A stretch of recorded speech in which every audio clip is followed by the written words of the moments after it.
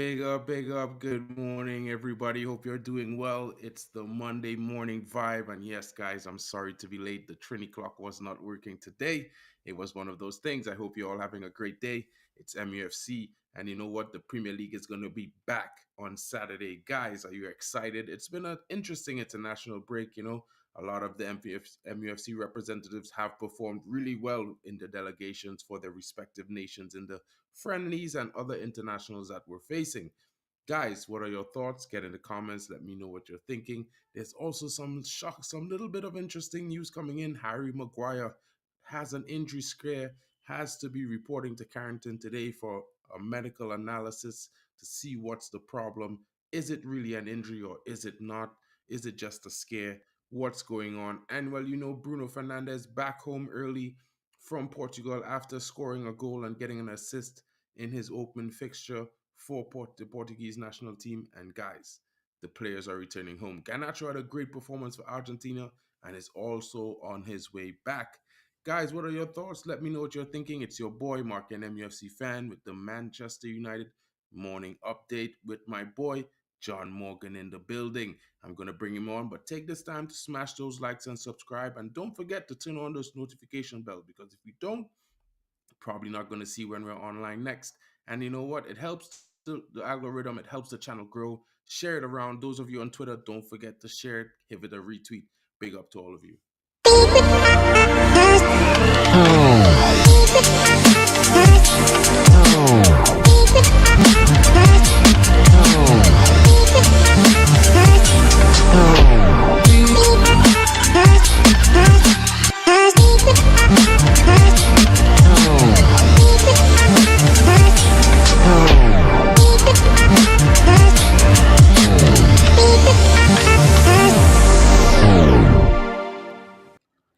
And big up. I got my buddy John Morgan in the building. Bro, what is good? What is good? It's been an international break. Pretty quiet.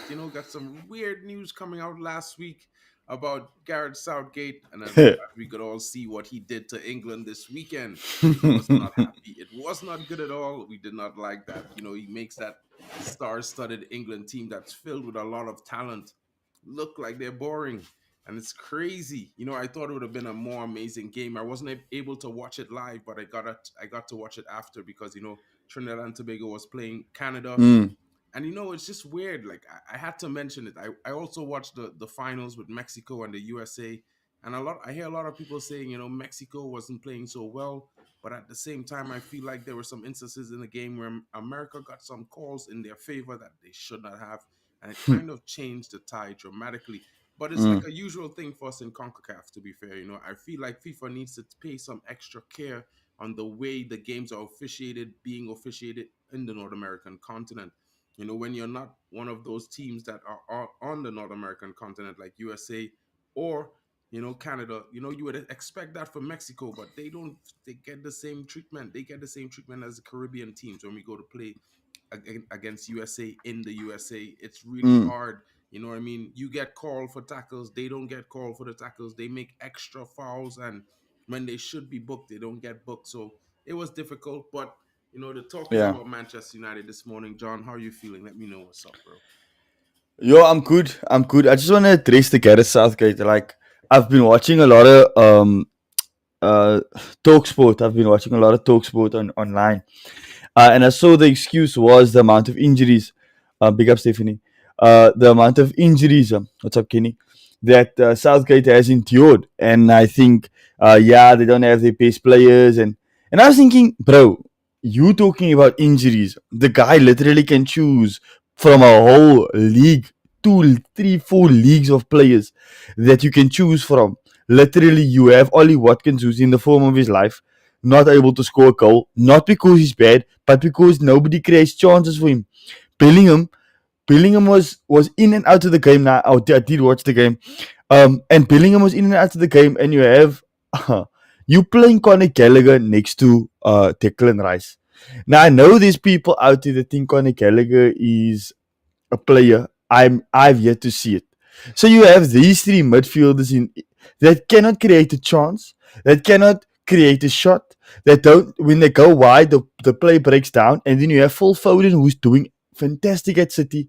You have on the other side, you have Anthony Gordon, who had a good game, and then you have up front Ollie Watkins.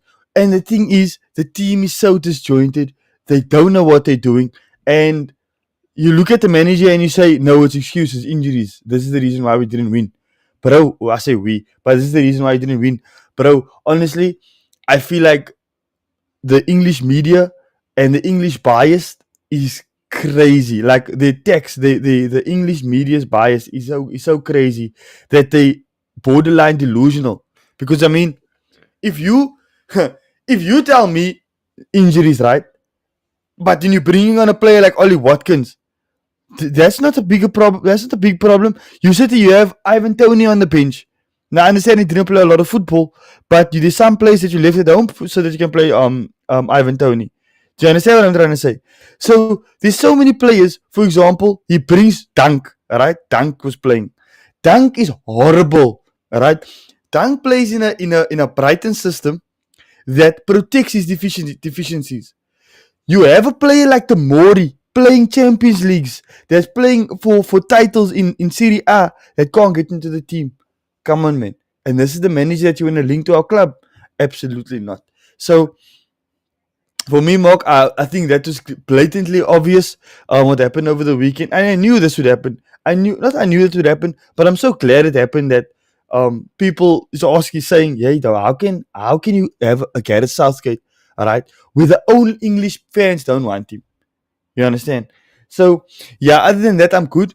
I'm good. I did see a lot of players coming back from injury. Not coming back from injury, coming back from international duty. I think that's an absolute class stroke from Roberto Martinez that sent half his team home for to say, look, you don't have to play, it's fine. I think that is quality because he's a new coach, right? And he wants to get the buy-in of the players, and I think that's fantastic if you allow the players to go spend time with their family, to go recharge, to focus on the club competition. For example, you have Diaz, um, not is it yeah Ruben Diaz that's playing for the title, and you have multiple other players that you have in that team that wants to focus on their leagues and their respective leagues. And then when you receive them again, when it comes to Euros, you have a team that knew what he did for them before. So we're going to play for you. I think that was absolutely great from him. I 100. don't like the fact that Harry Maguire is injured again because I'm of the opinion that we should start Martinez and him and Maguire because I think of the dominance that Harry Maguire brings to the team. But that could be a wild take. But yeah, another injury story of our season. So Story of our season, my bro. Manu Tata, I know you're trying to be cynical here, but I would say you're not being factual with the statement. Erling Haaland was playing for Norway as they lost. They lost two-game. They lost their game. And if I tell you who they lost to, you would be laughing because it's Odegaard, Norgard, Damsgaard, and Haaland. And you know what? They lost. They lost the Czech Republic. You know what I mean? The Czech Republic smashed them. no way did they lose over the weekend. Bro, they lost the Czech Republic, bro. I haven't seen the other game, but I know it's not new that they win games. You know what I mean? It's like it's something that was always a problem with Norway. Norway's always they have top players in their squad, but they just can't seem to get it together. And they keep complaining about they need a better coach. I think they maybe should get Thomas Frank because those guys they have Exactly. lots of top players and they do nothing, and it's crazy. Mm, To be fair, you know what I mean. And yeah. I know you're mad, but like the players, you can't tell a player they can't go to internationals. They have to make that decision themselves. If the coach says to you, "Listen, I don't want you to go. I need you to take some rest," they probably would. You know what I mean? Bro, they literally have a star-studded team. They have Oscar Bob, Erling Haaland, Sirloth, Sanderberg, Martin Odegaard, this B Berg. Okay, he's Patrick Berg. He's not that um, well known. And then you have Aya. No man, they have a quality team. They have a quality team, is what I'm saying, bro. It's just that the funny thing for them is that they don't perform well together as a team. You know what I mean? Yeah, you see, I know you watched the game, bro. I know you watched the game, and he was, it just wasn't working out for him. And it's just something for me when I look at, this is why I tend to be very critical of when people say Haaland is so amazing or Odegaard is a great player. You know what I mean? Odegaard never played for Madrid. He came on for 10 minutes in one game, and then he was loaned out indefinitely to Real Sociedad. Mark, I'm gonna say something, Mark. I think your Odegaard take is very, very cynical though. Like I think he's good.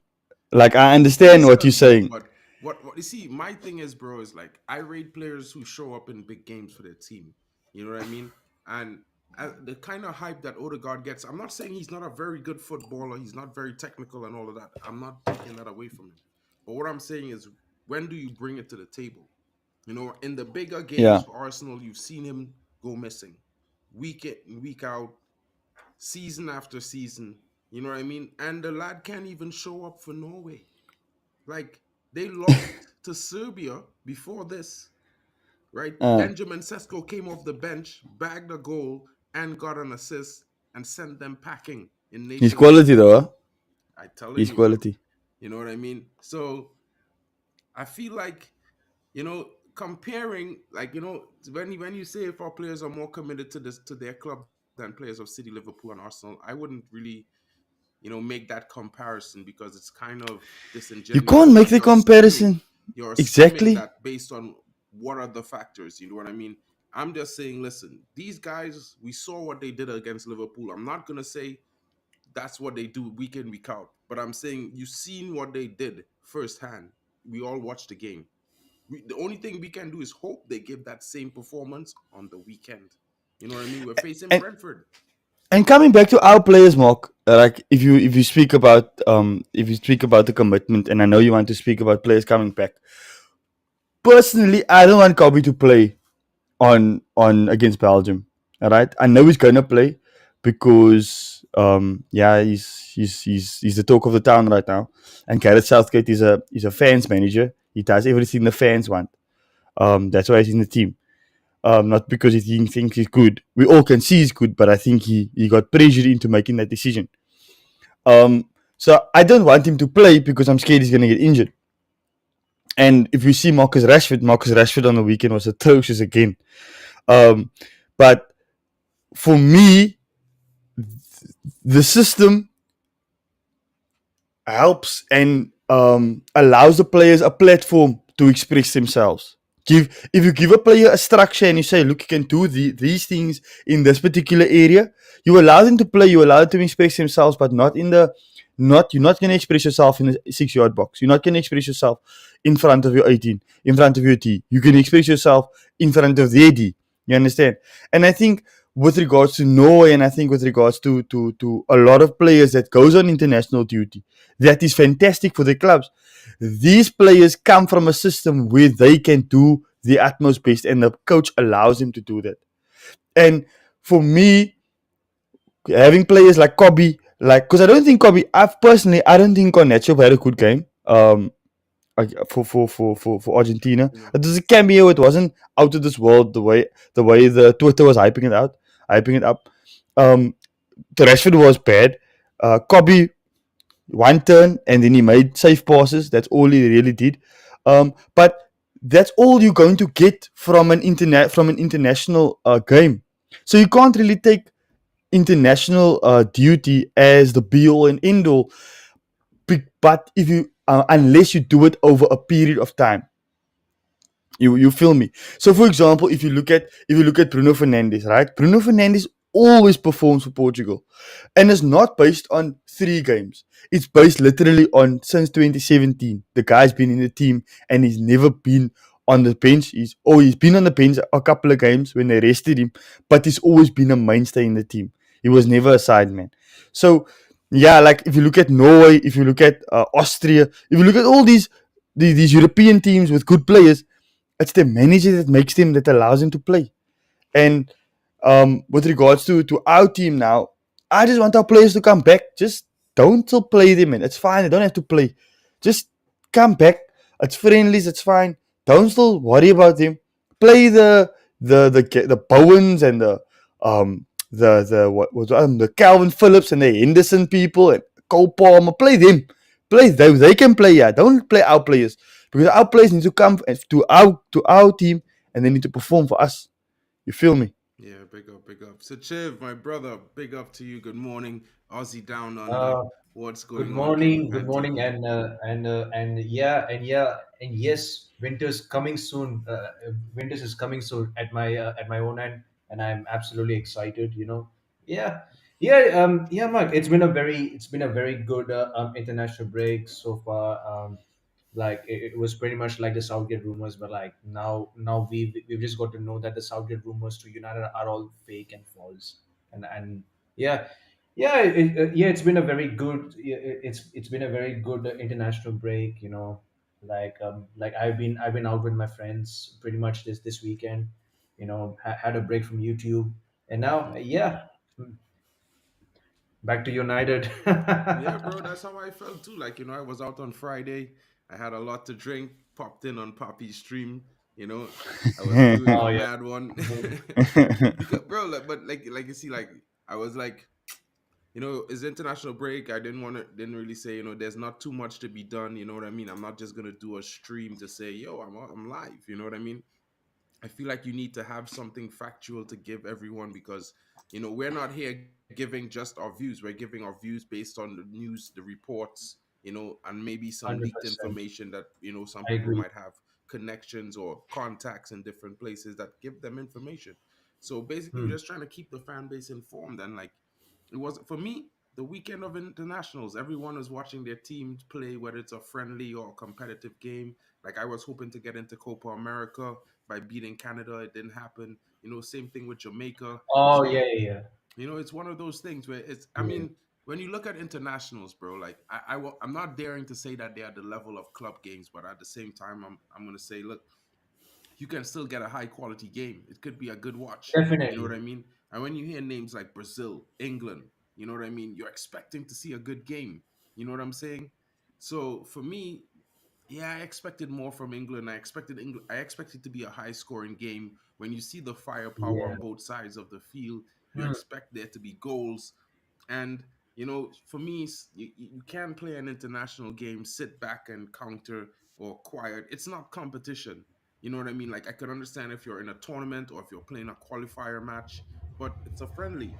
Open the game up, Friendly let game you people can go, just beat. Yeah, yeah. entertain the people. Friendly game you can just try. Yeah. Exactly. And you know what I mean? Like I feel like I read one of the reports that John was talking about when the media was saying, well, he had injuries, but how can you have injuries when your team, like for like replacements, all over the pitch are supposed to be the best of the The best, candidates, correct. Mm. and when you're a huge nation like England that has such a That's yeah. storied history in the game of football, the quality of your bench could be better than some club football teams. 100%.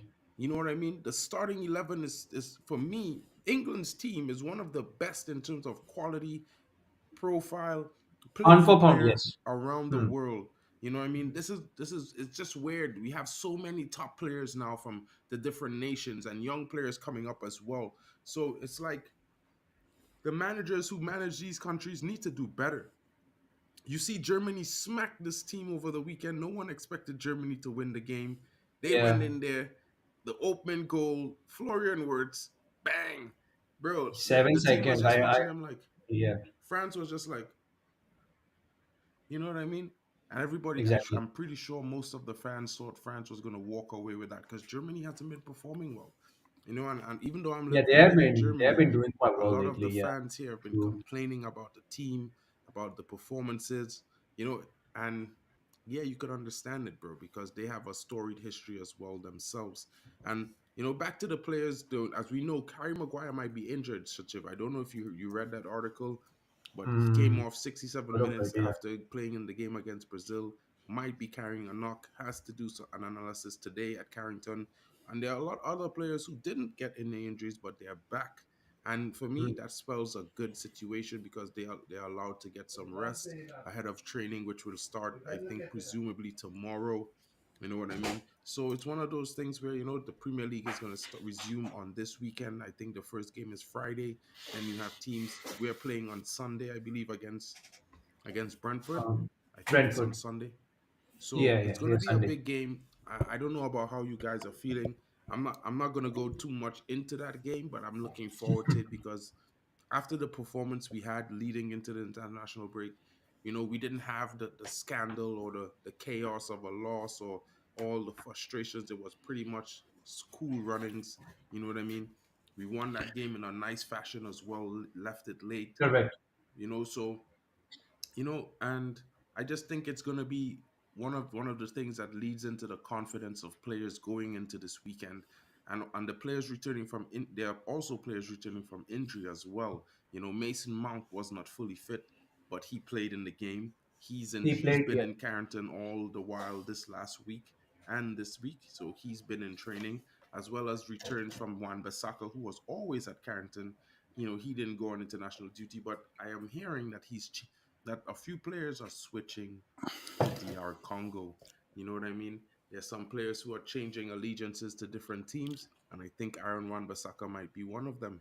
But wait for more news. You know what I mean? I think it's going to be coming out very shortly that Aaron Wan-Bissaka is going to be switching to I think it's DR Congo as well. So Oh, he's from DR Congo, is it? I believe he's from there as well. Okay. So Also, like Mark on that on the Germany. I know I heard you had a Germany take. Um, I think they're back, eh? Like honestly, I think the way they're playing, uh, especially when there's young players involved, like Musiala, like Verts, like they're getting all these young players, literally into the team because I think before when they had Muller and they had Tony Cruz. I know Tony Cruz is back, but they had all these older players that really was really hampering the team. So I think for me, they're peaking at the right time. I think they played a good game against France. France is no pushover. Let's be honest. Um, so especially with Florian Wirtz just doing what he does, I think he's so good. Actually, I didn't realize how good he was until not until that specific game, but until I started seeing him pop up in the Europa League, and then I saw him pop up constantly. He's constantly involved, constantly making something happen, constantly adding value. And it's for a player like that because these people that when a player scores one goal, all of a sudden they must become Man United players. And I was like, yeah, let's just give it a chance, right? And I've been watching him, and I think I'm sold. I think if we want him, 90 um, M's, we, bro. if we can get him, we should get him, right? So I think they're back. I honestly think they're gonna do well in the Euros. On United, um, this is the big I think this is bigger than Liverpool, not in the game sense, but in a sense of our season because of the fact that we need to push on from Liverpool. All right, we've had so many good results, late winners, season-defining moments, but then we don't capitalize on the moment. We heard Gary Ten Hag speak about opportunities taken and how we missed opportunities, and I think this is a big game for that very reason. Because if we capitalize on Brentford, now we know Brentford is no pushover, but we know they're not having a good season. But if we Correct. capitalize on Brentford, then all of a sudden it puts us in a good momentum because now we beat Yes. Liverpool, we beat Brentford. Now we're going to the Chelsea game, winning a hard game and winning a banana skin. Right? So now we're going to Chelsea with full confidence and with full understanding of what do we need to do to win the game. Because for me, this next three games is crazy. It's Brentford, it's Chelsea, and then it's Liverpool. Literally within, I think, it's within 10 days, I think, or 7 days, or 7 or 8 days. I'm not sure, right? Because we play Brentford on the Saturday, and then we play Chelsea on the Thursday, and then we play Liverpool on the Sunday. So these games that we're going to be playing, we're playing a team, two mid-table teams, and then we're playing a tough team, um, in Liverpool. So for me, if we can get 9 points from these three games, 9 points, we give that Scousers another hiding. We give them another one, and now hold that. If we give them another one, I think look, Villa and Spurs will definitely drop points in the next 3 games. Definitely, They will drop points for 100%. sure. Correct. Hmm. 100%.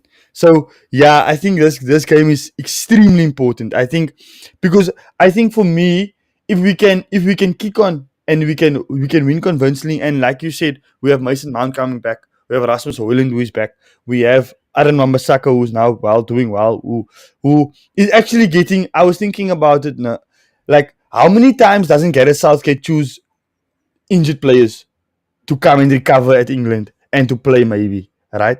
For Wan-Bissaka, he wasn't given the same privilege and the same liberties. So now for me, if I'm Wan-Bissaka, I'm looking at this guy and thinking, Luki, you don't have a right back. No, the right back that you called up, he don't want to play for you. The other right back just got injured. Now you must play Ezri Konza. Ezri Konza is nowhere near the quality of Aaron Wan-Bissaka, but he get chosen. You see, this is another problem that I think I must write a book problems that I have with Gareth Southgate. But Wan-Bissaka's back, right? We have a run. We have Martinez who's back. We have Dalla who's having an excellent season. I actually don't want him to play for Portugal now coming up. All right. We have a midfield with Kobe. I know Casemiro is a doubt. Bruno who's going to come back fresh now. We have Mount that's going to come back. We have Eriksen that wants to have once more minutes. Then we have Anthony who just scored a good goal. We have Marcus Rashford who's having an up and down season, but he's still scoring. He's still contributing, which is kind of papering over the cracks. But if he can get us a goal, and Rasmus is definitely going to get us a goal, all of a sudden we 2-0 up, and we have a defense that can defend. We have a defense that can sit high, a defense, and we have a team that can strangle. Now all of a sudden you stop the chances from being created. So I think for me this game is very very important. I think if we can win this game and convincingly, and we go to Chelsea, I think we go to Chelsea. I think we go to Chelsea, and Chelsea doesn't stand a chance if we can get over the line. I think you're on mute. You're Oh, on mute, Sajib, Mark. what you thinking, bro? Because I feel the same way like John. I feel like if we can manage to get 2 wins, go into the Liverpool, we definitely stand a big chance of beating them again at Old Trafford.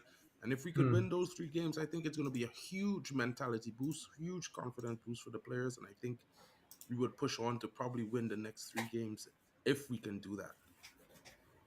Yeah, yeah, 100%. 100%. I actually agree with like John on this one.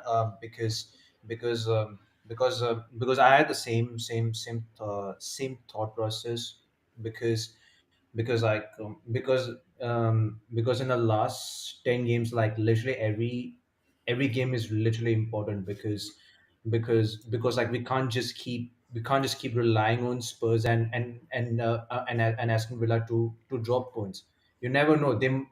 Aston Villa might get 3 points against Liverpool. That could literally damage Liverpool's title hopes. Even Spurs could do that. So we have to basically capitalize on every game. So if we could possibly unbeaten in the last 10 games, then 100%, yes, we should be getting top four. That's just what I think as well. I know a lot of fans might think we're delusional thinking that, but the run-in kind of favors United. Of all the top teams, I think in the competition for top five, top four, top five, I think United has the easiest running. We only played 2 of the top 4 candidates in Liverpool and Arsenal. Everyone else has to play 3 to 5. So it's Chelsea one of those maybe. things. I mean, Chelsea maybe. Chelsea's not even a candidate right now. Chelsea's in Yeah, 11th. I'm kidding. I'm I know a kidding. lot of people are saying if they win a few games, they could be in 7th, but they have to win those games first, and then they have Yeah, to they have hope to that win the teams those. above Correct. them lose as well. And that's one of the things I've been looking at. But there's a huge question I want to bring to you guys. And this is about Ineos and Sir Jim Ratcliffe. And the biggest concern for me was always this: Man United could be barred from playing in Europe next season. Guys, and, Um, and everyone watching, you should know that this is not new. This is something that has been talked about. I have spoken about it multiple times, and this is only because the Ineos group owns Nice, right? that's This is correct. why I keep telling fans we are owned by the trawlers. You know what I mean? I keep saying when I do my videos and I talk about Jim, I never say Ineos. I always say the the trawlers back Ten Hag. And it's because Sir Jim started a fresh new company to own Man United called the Trawlers. As you know, one entity cannot own two clubs competing in Europe. They True. have to be run by different boards. They have to have a whole different structure. You know what I mean? This is the problem. Man City, I don't know how Man City avoids it. I don't know how RB Leipzig avoids it, Yeah, that's but crazy. it because they're both RB under the RB group. But I think the difference is that they're run by two different boards. You know what I mean? Basically. So it's weird in a way or something like that. But let me just delve into this article so you guys could hear the information. Manchester Yeah. United may be barred from Europe next season as a result of UEFA's adherence to its rule prohibiting clubs owned by the same person from playing against one another. The 71-year-old billionaire Sir Jim Ratcliffe's acquisition of the team was revealed via a club statement in December, capping months of conjecture. Ratcliffe and his Ineos group invested almost 1 billion for 27.7. They said almost 1 Hmm. billion. It's 1.3 share in the team. Once an additional 238 million was invested, that percentage will approach 30%. Excuse me. Additionally, Nice are owned by the Ineos company. Nice are a French team that are currently in fifth place in Ligue 1 and are headed for European football. Man United could face problem because their new owner, UEFA, have now officially acknowledged that despite the changes to its regulations, teams owned by the same group are not permitted to participate in the same competition. When questioned, the UEFA insider confirmed the details to the Sun Sport.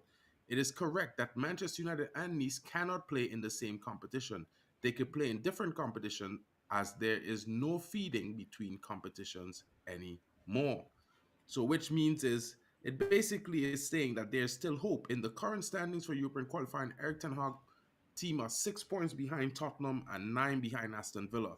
There's still some hope for Man United. The FA Cup is possibly is a possibility for the team to compete in European tournaments, though since even if Manchester City win the title, their opponents would get an extra league spot that comes with European qualification. Normally, there would be no problem with this. In that case, though, Nice would take precedence over United. However, that would force the Premier League team to slip into Conference League if they manage to clinch a Europa League position with a fifth place result, which is weird. I'm pretty sure this article does not take into account that England is receiving the fifth place qualification for Champions League. You know, in contrast, Francesco Farioli's team would be demoted to the Conference League if United were to win the FA Cup this season. The team that places better in its respective league will be awarded the spot if both teams qualify for Champions League this season. Man United will still get preference because of England's high ranking in UEFA's coefficient, if even if both sides finish in the same place domestically. No, no, I don't need to worry about that. I don't need to worry about that. That I don't need to worry about. So I was worried earlier. I was really worried earlier. But in that last part about us being higher, us England being a higher ranked league, as well as the fifth position going to England. That's a bigger issue because the thing is, Nice fourth position is Europa League. Man United fourth position is Champions League. Champions League. Also, Nice Europa League is fourth position. Our Champions League is fifth position. So that is the gonna be the biggest issue at the moment because that's speaking about Europa League competition.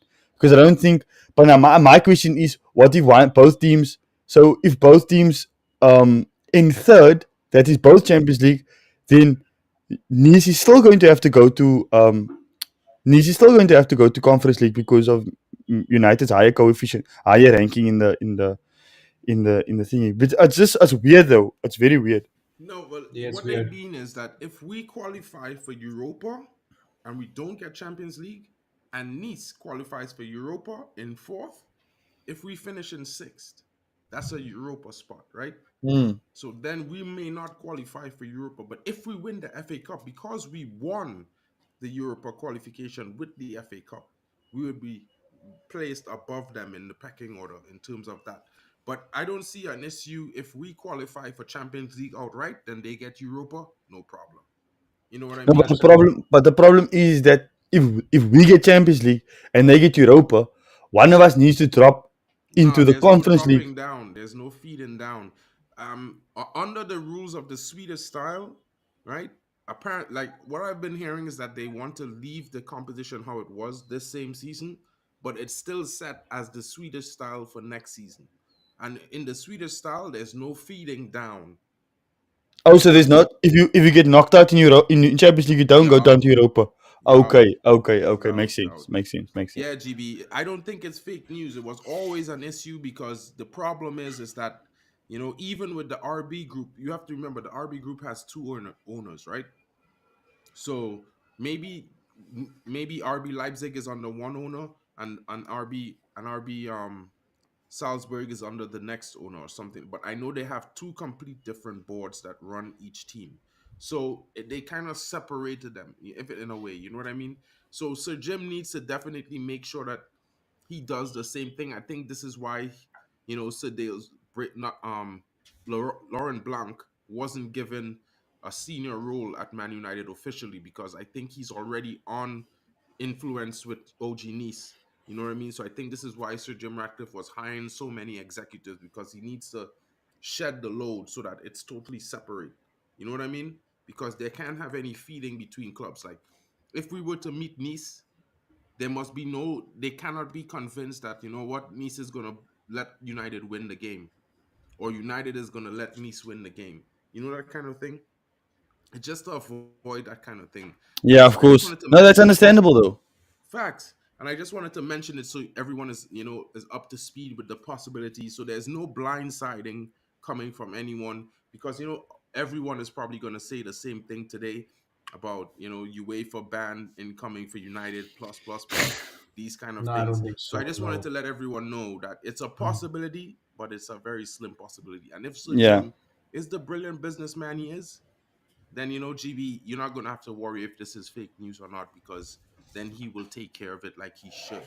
You know what I yeah, mean? And there's examples of it. You know what I mean? Like Girona, if they were to finish in a Champions League spot, what would that leave City? yeah. You understand what I'm saying? Why does no one talk about City? Because they don't have fans. Not really. They just don't sell news, bro. Like, let's be real. People talk about City, they Yeah, they talk don't about sell news Liverpool, at they talk all. about Yeah. Arsenal. Does it sell the same amount of pay-per-views Absolutely when not, bro. they sell about Man United? Every football fan reads Man United news, bro. You know what I mean? Facts. I don't look at Arsenal news. I don't care to read any articles on Liverpool or Man Mm, City. But they all read our articles about our team because they want to laugh at us, bro. It's just a different scale, a different gravy.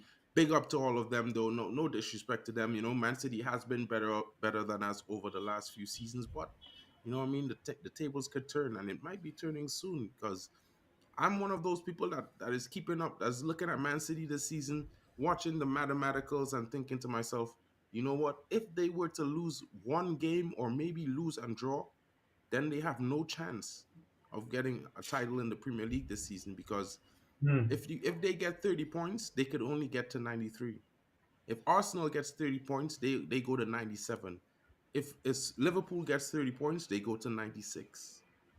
So any way you take it, Man City is already 3 points behind or 4 points behind Arsenal and Liverpool. So they might not even win the Premier League this season. And this is just what I'm thinking, you know. mm.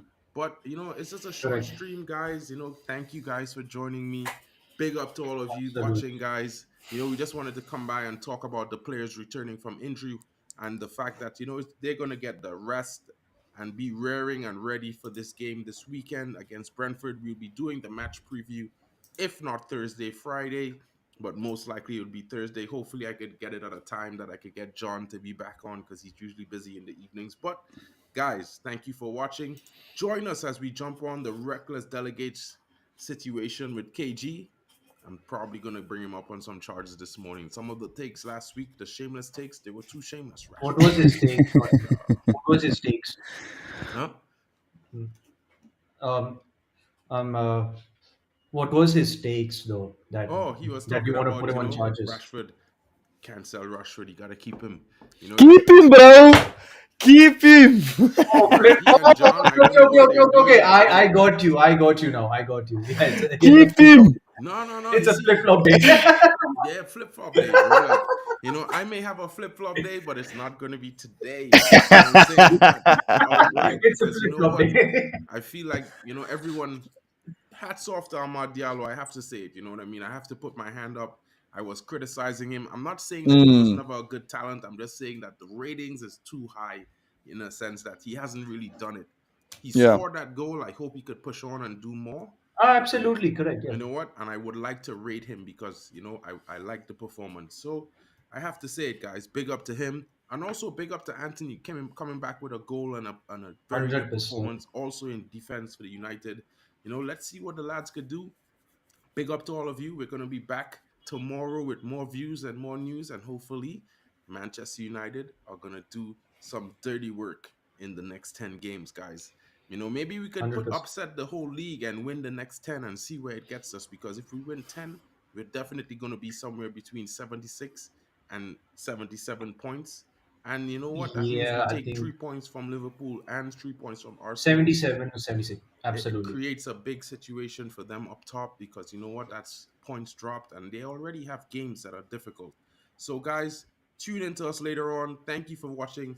Big up to all of you. Smash the likes and don't forget to share it along. Big up to John and big up to Kenny Fan TV. Don't forget to check out Kenny Fan TV. We need to get him to 100 subs this week. The boys at D Hub Sports, my buddy Admiral Drex, they got to Oh 100 yeah, this Drex, weekend. Drex. Big up to them. Oh yeah, Big up to all of you. Catch you 100 subs guys already. later. Nice.